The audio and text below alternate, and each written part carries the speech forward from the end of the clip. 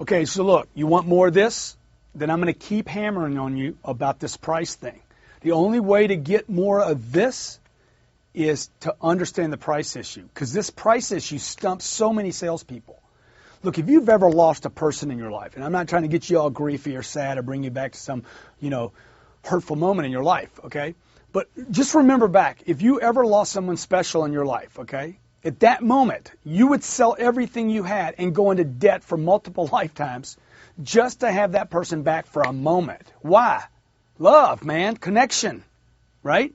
See, if you've ever lost $100, you ever lost $100, $25, a quarter, 50 cents, if you've ever lost $100 and then lost that money and like, oh my gosh, you look for it for 3 days and then you finally accept that you lost it, the first thing you think of is this: I should have spent that money, right? You're going to get rid of it either way. Do you understand what I'm saying?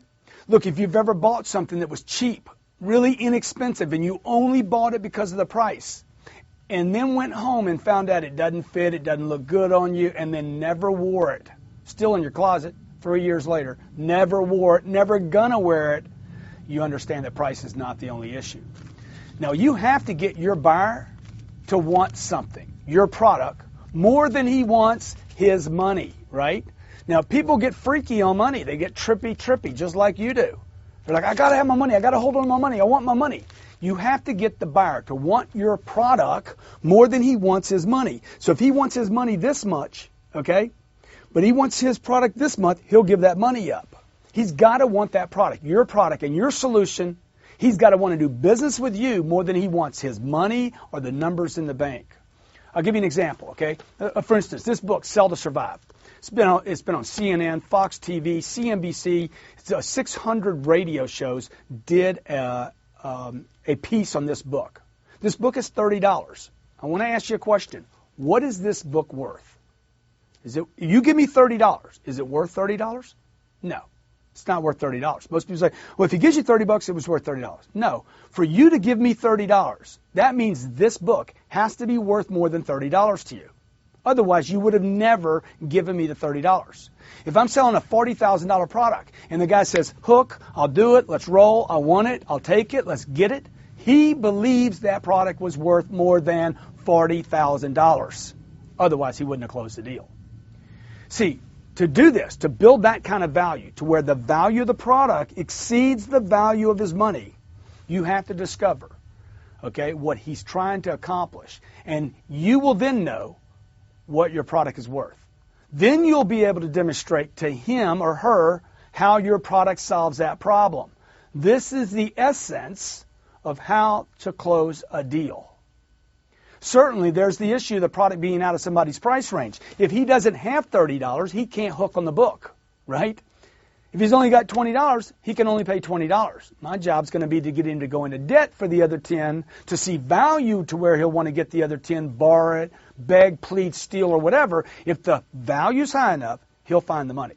Okay? If it's completely out of his price range, if the book is $3 million and he has no way to assess $3 million or get access to $3 million, he's not buying the book. If it's completely out of his price range, there's no solution except other inventory. Okay, so again, I'm trying to drive this thing home. Man, you build the value high enough, he'll come up with the money. If they really love it, if it really solves the problem, they'll figure out a way to do the deal. If they're absolutely in love and confident it will solve the problems, I'll give up my money.